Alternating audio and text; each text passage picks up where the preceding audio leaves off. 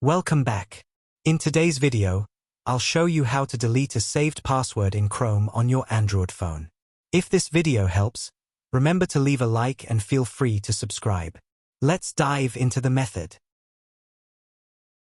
Open Chrome and tap the three dots icon, which is usually located in the top right corner of the screen, although it might appear elsewhere depending on your setup. From the menu, select Settings. And then choose Password Manager. Scroll through the list or use the search bar to find the password you want to delete. Once you've located it, tap on it. You might be prompted to enter your PIN or scan your fingerprint for authentication. After this, tap the Delete button and confirm to remove the password.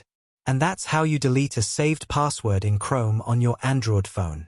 If you have any questions, feel free to ask in the comments below. That's it for this video. We hope you found it helpful. Don't forget to like and subscribe to our channel for more useful videos like this. Thanks for watching, and I'll see you in the next one.